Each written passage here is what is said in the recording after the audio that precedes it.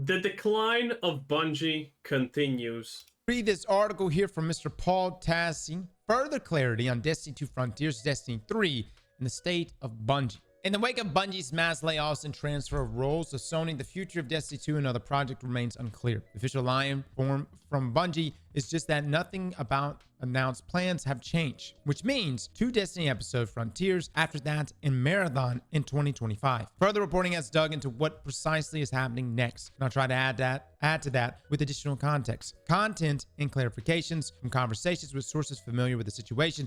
It is certainly possible things don't come to pass as plans change. This spans a number of topics, and I may alter bits and pieces of this if further information continues to come in. Now, future Destiny plans. The larger content packs, though not true expansions, will contain familiar elements like new destinations, raids, and campaigns. Just much smaller scale on the whole. So Shadowkeeper's size, maybe, though not that same format. Our goal is developing more replayable, unique activities like the Coil. If we are leaving the system, my speculation, this is where we'd see those new worlds to visit. I'm not sure if this is free. So Shadowkeeper's size. That's interesting. But it would be twice a year. But a focus on activities like the Coil. Now, that would be the main release of a game. Most games have come to the conclusion that smaller content drops more frequently than giant content drops, but more sparsely, are actually better for player attention, and players kind of prefer that a little bit more than general. And I think that's true, at least for me. When I play a game, I do prefer content drops being smaller, but at least it's something new more constantly, than I play for a month, burn out, and then I need to wait for, a year or something for the next expansion to drop, and then I do it all over again. Given year, I believe starting with Frontiers launch, and then 6 months later, there will be another pack of smaller content that's more something along the lines of what we got with Into the Light. This should be free. All right. Oh, okay. So this is worse then. So Shadowkeeper's size, it's like a mid-sized mid-sized annual expansion that will launch the same time a normal annual expansion would launch. And then 6 months later, we would get an Into the Light style update, but that one would be free. Now, between these, there may be something akin to... I don't know how good that sounds, though. Well, to be honest, the size of the update doesn't necessarily matter as much as is the update good in general. If the update is good in general, people are going to like it. If the update is bad, it doesn't matter if it's small or ginormous. People are still going to not like it. The current episodes, though the scale and schedule is not clear. Generally speaking, the idea is less sprawling, one-off campaigns, and a greater focus on replayable activities, the hobby aspect. With new Frontier format, there aren't widespread updates that will hit every facet of the game at once, like most expansions used to. It will be less than players are used to, not to say there will not be things worth playing. Now, cancel Project Destiny 3. Some elements of Payback seem to be shaping up well. The third-person adventure spin-off shooter Luke and Mark were doing. I've not heard anyone say it was flat-out bad idea or terrible in practice, even if the concept sounded like a significant departure of the series. I mean, we said it yesterday, like, part of me wishes we could have, like, play-tested it just once, just to see what Payback was like. I mean, a third-person open-world Destiny, I still think that it shouldn't. It does sound not bad, honestly. An MMO-ish type of thing, kind of more than Destiny is. Doesn't sound bad. Veer away from first person, but I would be willing to give it a go, give it a try. It would have been hero based. I don't know which heroes we would have played as. It does interest me, the thought of, considering currently how everything is happening in Destiny, and considering the storyline is extremely gay, probably the gay ones. Hey, I load into a world. I've got Salad, or not Salad, I've got Shax, and I'm about to go hunt down an Ahamkar. That sounds dope. I don't know if that's what they were going to do, but it would have been a nice tip. Just how about you play as a Cyrus, and you need to cry and find your boyfriend for the 50 billionth time? How about that? That sounds pretty based. Seen it, just to see what if. I've heard multiple people say that all of the projects, Gummybears seems the most promising. The game that is going over to Sony under the new team. It has MOBA and Smash Bros-ish fighting game elements, and it's supposed to be very fun. Wow. That's so random though, man. That's so random. A Smash... Yeah, MOBA and Smash Bros-ish fighting game elements, bruh. Again, the tags we put on games, I have said this, they matter so little nowadays, it's insane. bro-ish fighting game or fighting game elements, but as a MOBA. Question: is it fair to assume we have a bit more people working on Destiny now that the only focus is Destiny and Marathon? So maybe these content packs may not be so terrible, but obviously not story focused. I would have thought that probably. if it wasn't for the ton of people on Twitter who all had Destiny 2 in their bios on Twitter, who are no longer working at Bungie. You know what I mean? These are, we could go through a list of them, but so many people from from folks that designed Fireteam Finder to many of the updates you saw in Into the Light to testers and also the people that did the narrative, music. It seems like everyone got They better fire the people who did the narrative. that wouldn't be necessary for essentially maintenance, but we'll see. Now, Destiny 3 was and is considered too big of a risk in the current market. The idea was instead to split up Destiny as an IP into more manageable components. The PvE portion we have now continuing in D2, payback for an adventure genre expansion, a mobile Destiny game from NetEase, and spinning out separate 3v3 Crucible game channels. Bro, a mobile Destiny game from NetEase? I think I'll pass. You know, I think I'll pass. Handling trials. What? It appears none of this is happening now alongside Destiny 3 never being in production in the first place. There are no plans to just shutter Destiny, however, and the long-term rebranding remains unclear. But it's Destiny 2 Frontiers content only for the indefinite future, and Marathon remains the big thing right now going into 2025. Holy hell. Okay, so continuing the PvE bulk inside of D2, payback for that adventure genre expansion, okay? A mobile Destiny game from NetEase. So the mobile game for NetEase there, guys, is that just not just Destiny? Or are we talking like a completely different Destiny game, but present on mobile? Something with a lot of microtransactions. That's what we're talking about. Mobile is just money. What are we talking? Like a Destiny card game? This is Gwent? Probably similar to COD Mobile. I mean, look, I would be down for that. You know, someone brought up here recently that Warframe is on mobile. Is that true? Is Warframe on mobile, guys? How does Warframe run on mobile? People saying mobile is crazy for Destiny or just out of touch. No. If it's a mobile version of Destiny and it actually ran pretty good, I think that would be fantastic for the numbers. I really do. I think that would be fantastic. I mean, he has a point, but I really don't think you say you're gonna make a mobile game and it's gonna be by NetEase and it's anything other than microtransaction slop fiesta clock.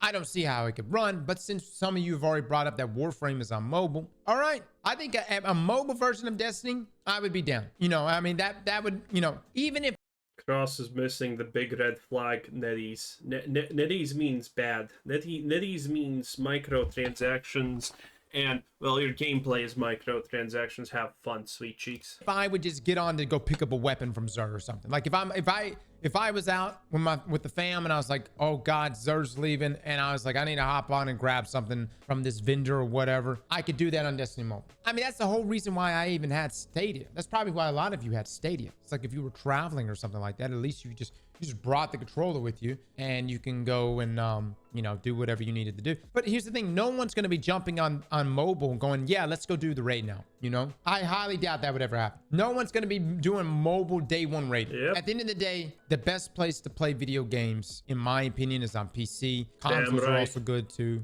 for the most part. Mobile is definitely not the place I want to do it on, but it is a good place if you're just running and grabbing a couple, you know, checklist items, right? I play RuneScape. I played on mobile, so it's not a terrible idea. But this right here, RuneScape does make sense on mobile though. Spinning out a separate 3v3 Crucible game channeling trials. So, oh my God, who would play Apex that? Legends? I don't again? know if that would work. It is something like, I know Trials is pretty unique, but an entire game just focused on Trials, I would play it.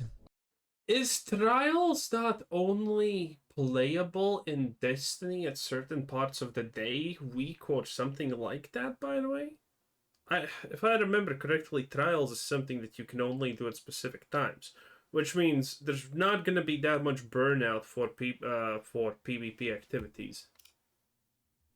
Okay, this is what I love about Destiny, and this is why Destiny has had its hook in me for so long. My favorite thing in Destiny is going into different places in the game, whether it's raids, dungeons, activities, whatever, or even PvP, obtaining weapons, and then taking those weapons, upgrading them, and bringing them into PvP, essentially. Like that. That's one of the best feelings in the world, is getting a weapon that's earnable in PvE and it turns out to be a monster in PvP. That's one of the coolest aspects about Destiny. And if you had a game that was just about, you know, just PvP and just about trials, there's not that overlap that would be as intriguing to me. All right, now one of Destiny's biggest ongoing issues is that its player base is skewing much older than everyone wants to see, which is worrisome to higher-ups. You want to attract a younger crowd, and that was no longer happening. Hence the desire for new projects like Marathon and Gummybears. And another reason...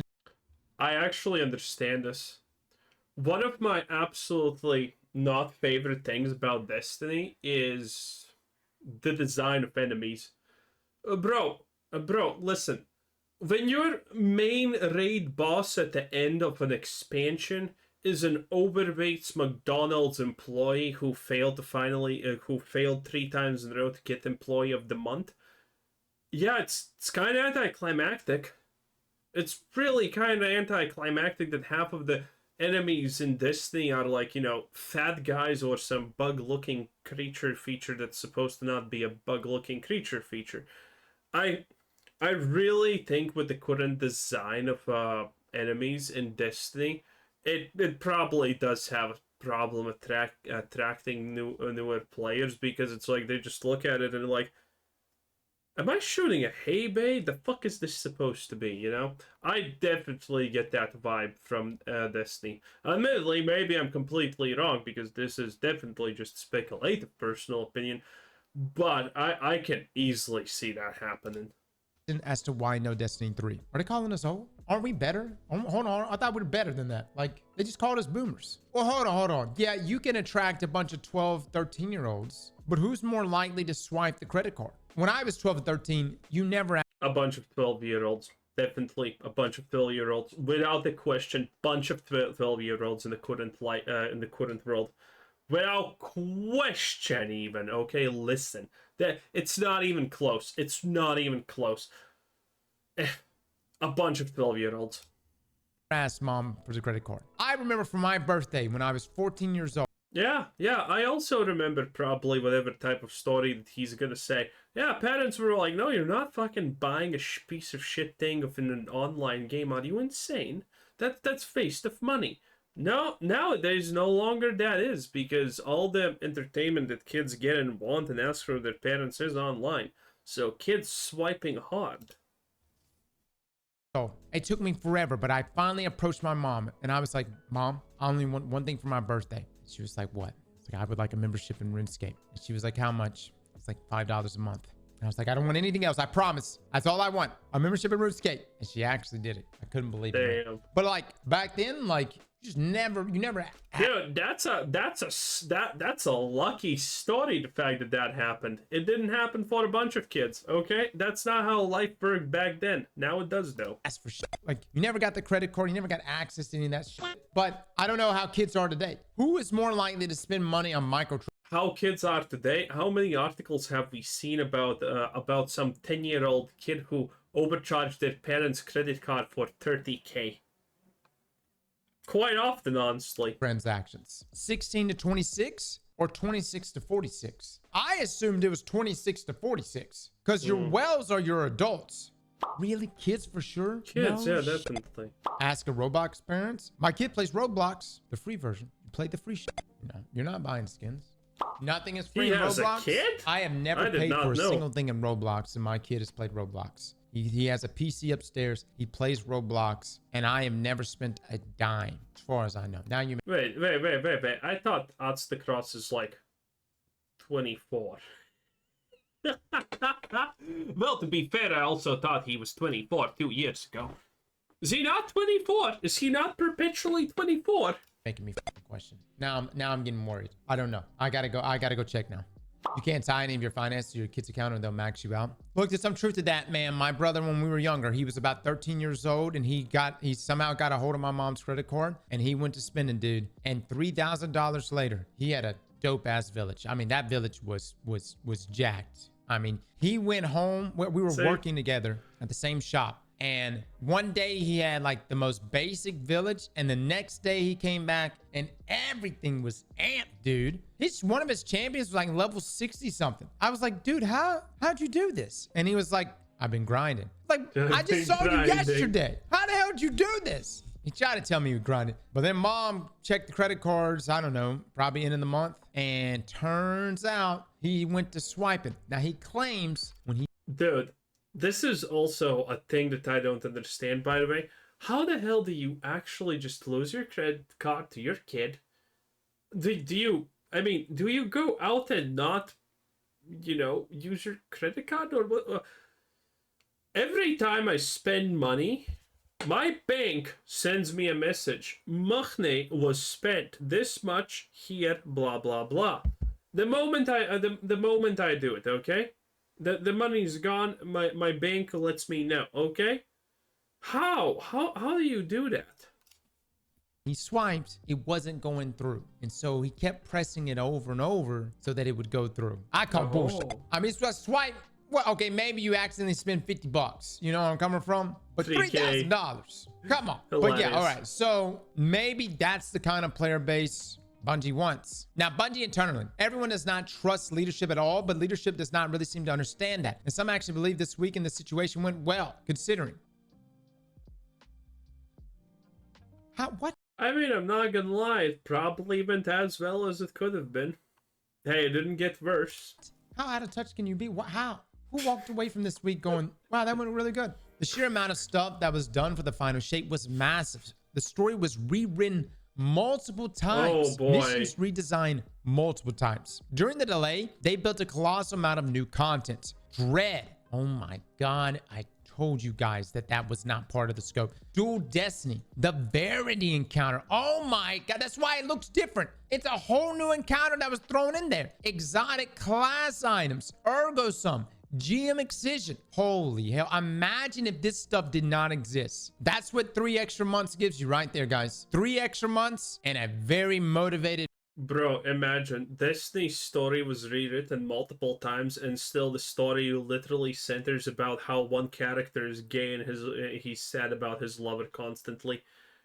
Man, that's bad. Bungie, right? That's wild. That's damn near everything. I mean, outside, of course, like Prismatic. But talk about crunching. The reason being is that the studio was told the expansion was make or break. And now they all feel lied to for obvious reasons.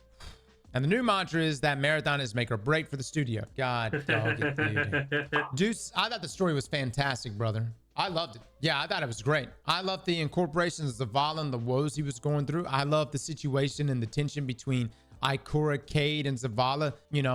I love that Cade had to suddenly become the parent, in some Okay, yeah, they're not talking about this shitty... Okay, got it. Okay. ways. Like, he had to be the grown-up in the room. I loved it.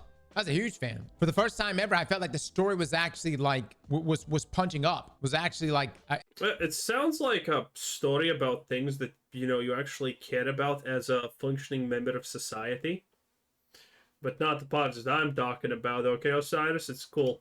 Fit for us, the boomer generation. My question, so if you were told, hey, this expansion is make or break, and then you went in there and you just killed. You did you put it all out there, and somehow that wasn't I mean, dude, it can because of the final shape. I mean, at least from what we've seen, a lot of these layoffs seem like they were in place even before the final shape shipped out. It seemed... Yeah, I talked about it. If everything we know previously is true, the leadership of Bungie understood that, yeah, okay, the final shape, even if it is a success, we're not gonna make it through. So the layoffs were planned no matter what. Unless the final shape is like 3 times more successful than anyone could anticipate, the layoffs happened. Seemed like it didn't really matter. There were going to be cuts no matter what. We've seen this conversation multiple times. Can we get over it? No. See, I like context, and so I like content. I do like content, but I also like context. And right here, this is some big context right here. The colossal amount of new content. This stuff is new. We didn't know what all Bungie made in the 3 months. And it's so crazy. There were so many people who are like, no, Dread was always a part of it. You just didn't look close enough in the Vidoc last year. Yeah, to those folks, lick it thy ass. Because right here, Dread was never part of the scope. Now, the new player onboarding experience remains bad because the team who did the Cosmodrome Shaw Han stuff got one crack at it, and then essentially no one ever tried anything of significance again. That may change with future plans. Yeah. Bungie is essentially tied to games as a service games forever. Nothing single player. Matter was not a live service first person shooter, so that was part of the reason it was axed. Wow. That would have been interesting. Matter was not a live service FPS. Now, many departments have been gutted after. Makes sense. If they are under stress, they can't actually just, rely on something that they sell and they hope that it needs to sell good. There needs to be that additive of, okay, if this sells bad, maybe people are going to buy our microtransactions. After layoffs, much of QA is outsourced to people who are unfamiliar with even the basics of the game. Joy. Everything has been divided up into strike teams now, even individual missions and activity modifiers. They form or dissolved, reform. Speculation is that higher-ups saw that players liked when they called things strike teams. So now there are a million strike teams. Oh my god. No one gives I mean, this is typical. a fuck what the teams are called. We don't care. You could call it Team Dildo. We don't give a shit. We just care about if it's effective. That's so random. Who walks out of last year's, because they put that in the after everything happened with Joe and the state of the game, Joe came out and said we've got a Crucible strike team. Yeah, I mean, we were just happy. It wasn't the term strike team. It was the fact that you said we have a Crucible team that we were like, oh my god, it finally happened. Wow. We don't care about the strike part. I like strikes. That's not the same thing. It's a different thing. It's just nomenclature right here that I don't understand. But also don't redesign your business model based around that. Even with the updates, many tools are exhausting to use and everything takes forever. And if Destiny 2 content is still being added, there will indeed be more vaulting for technical reasons alone. Though whether the no more expansion content vaulting rule applies is... I don't understand their vaulting for technical reasons alone. This seems such a lie. What is wrong with their technology that they need to vault shit? I don't understand this. World of Warcraft doesn't do that. That game is older than dirt.